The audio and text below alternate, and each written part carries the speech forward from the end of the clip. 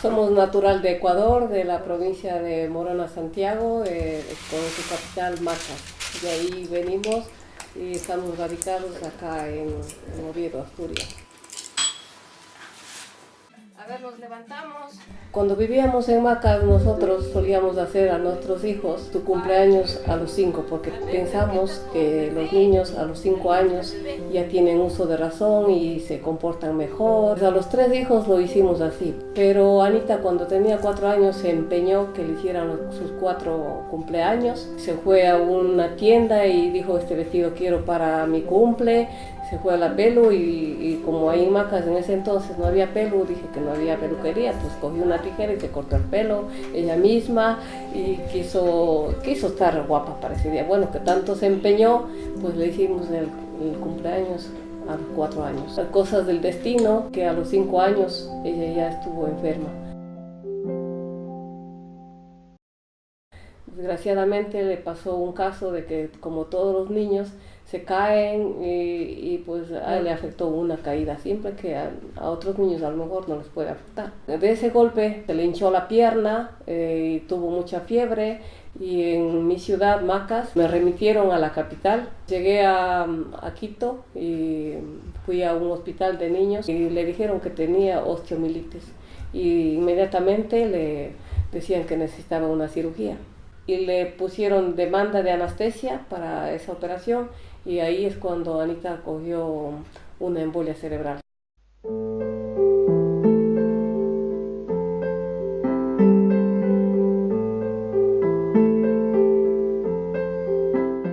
El médico mandó a buscar un hospital donde hubiera cuidados intensivos. Entonces, como hubo tanta emergencia, pues lo llevamos hasta ahí. Y pues le ingresaron en cuidados intensivos, estuvo ahí 6 meses.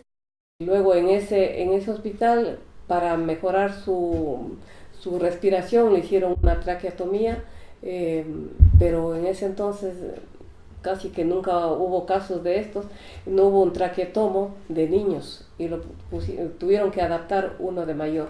Ahora las consecuencias de eso acarrea hasta la actualidad. Muy bien. Que no puede deglutir los líquidos, no tolera líquidos y pues con eso hay que tener mucho cuidado. Había que pagar mucho dinero porque ese hospital no era del Estado y era un particular. Tuve que vender un negocio, un coche, una finca, ya no tenía nada que vender, vendí hasta mis últimas joyas. Le dije al médico: doctor, yo ya no le puedo pagar, que al final me lo dé el alta, y bueno, pues me dijeron que sí le daban el alta.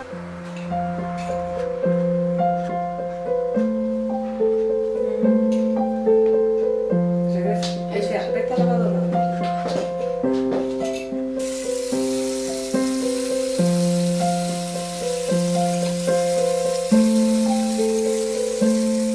Cuando ya cumplió los 6 meses de estar en el hospital, yo ya decidí viajar para mi ciudad, Macas. Dije: voy a acudir al hospital a donde sucedió esto para decir todo lo que me ha pasado y que por favor que responden por toda esta cosa que pasó. Entonces, cuando acudí ahí me dijeron: señora, aquí nunca ingresó esta niña con ese nombre. Entonces ahí fue cuando más me convencí de que era una negligencia médica, que nadie lo quiso responder, ni dar la cara, ni siquiera decir: bueno, sí, hemos hecho esto, hemos errado, vamos a tratar de solucionarlo. Y yo como madre me sentí con una tal impotencia, porque no era justo lo que me había pasado, arruinar la vida de mi hija y de toda mi familia.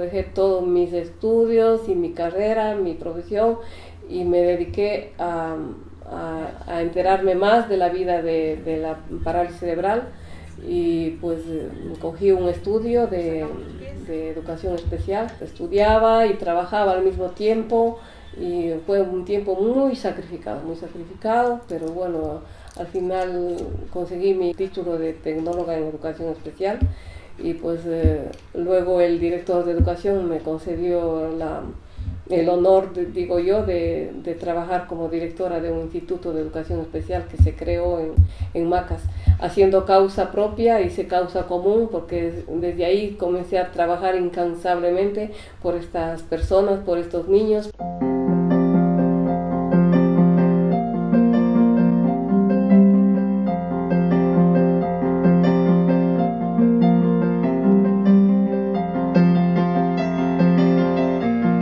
Yo decidí venir aquí porque Anita necesitaba una operación por los pies equinovaros que resultó por su parálisis. Busqué presupuestos para hacer esa operación y conseguí un presupuesto en Cuba que me costaba muy caro, pero dije yo por mi hija, si me tengo que ir al infierno, me voy al infierno.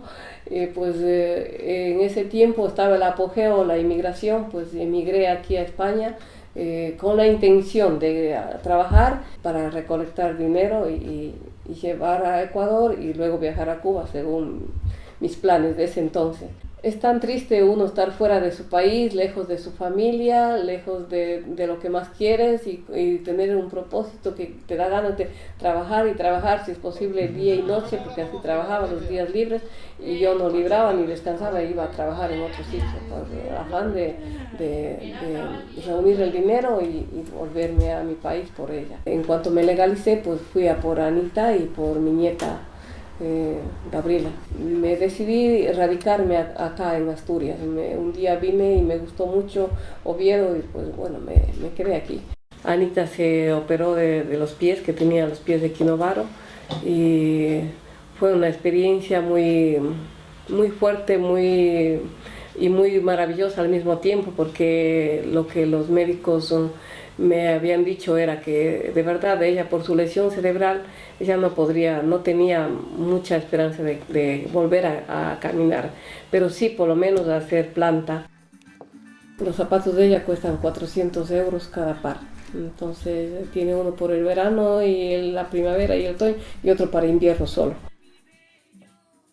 Y pues ahora ella es capaz de ponerse de pie. Pues ahora vamos a demostrar al mundo entero de que ella puede ponerse de pie. A ver, Anita, ¿te pones de pie? No quieres ponerte de pie, no quieres a que conozcan el mundo, que tú puedes ponerte de pie ahora.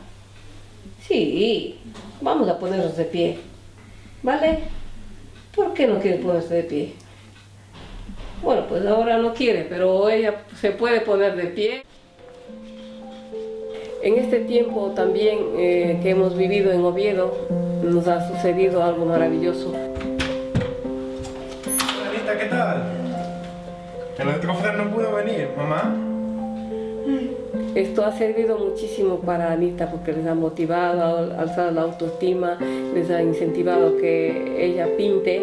Vienen aquí, hacen su rehabilitación, hacen ejercicios, les dan un paseo y Anita encantada de su vida porque comparte su día con un poco de su tiempo con ellos y entonces ya su vida no es tan monótona. Tienen un gran corazón, son muy altruistas y que yo les deseo que en su vida profesional les vaya muy bien porque se lo merecen. Y además los cuadros también les ha promocionado para que pueda vender. Y bueno, la ilusión de ella es que podría vender sus cuadros, sus obras, pues ella quiere ir a visitar a su abuelita que está en Ecuador y que no los ve ya 13 años. Tal vez azul, no sé. Ahí, dale duro.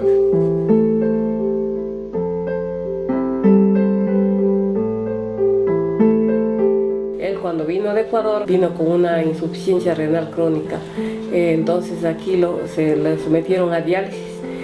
Durante 3 años. A los 3 años de eso, pues se puso en lista de espera para un trasplante de riñón.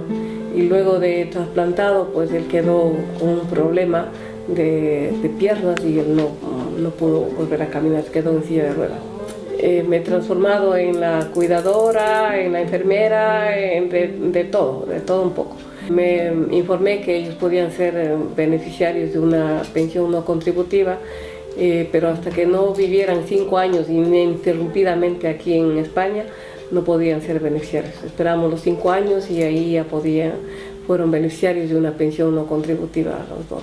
Han tenido también el beneficio de una silla eléctrica donde comparten el padre y la hija para poder salir de casa, porque por casa andan con sillas manuales y ya ves aquí en esta casa hay como 4 sillas, una eléctrica, 2 manuales y una de repuesto también. Dios me da la fortaleza que necesito día a día porque considero que en el plan mío estarán muchas personas también como yo y la verdad que es muy duro ponerse en los zapatos de una persona, de un cuidador y de una persona con deficiencias físicas o con una discapacidad. La verdad, el día a día es muy duro. Simplemente moría. Solamente una vez escuché tu nombre. Nilo escribió 2 libros, uno un poema y otro de su narrativa, de su vida y pasión, de Nilo Noría Torres, como titula su obra. Ha tenido, la verdad, poca acogida, porque por lo caro que es la impresión, pues no hemos tenido la suerte de encontrar auspiciantes y lo hemos hecho con nuestros propios recursos, nuestros ahorros que teníamos, lo hemos tirado todo ahí, pero bueno, el gusto de él era sacar sus libros y él se siente satisfecho.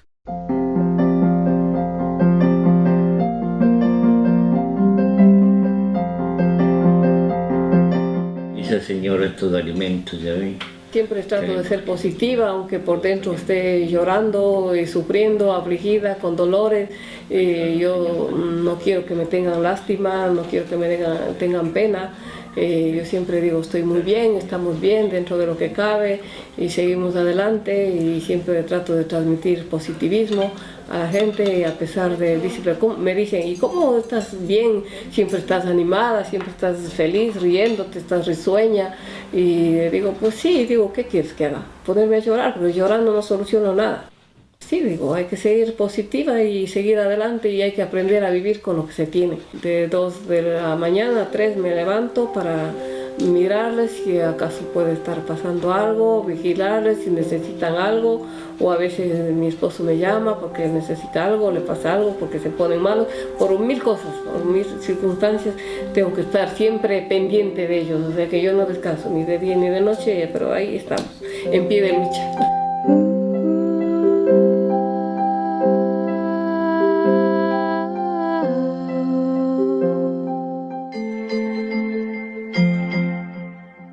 El motor de nuestra vida, de mi vida y de mi esposo también, el tener a una hija así. Ella es mi psicóloga. Yo tengo una lección que me ha dado mi hija, que pese a que sin ser psicóloga ella me enseña, que ella estando en una silla de ruedas nunca se quejaba.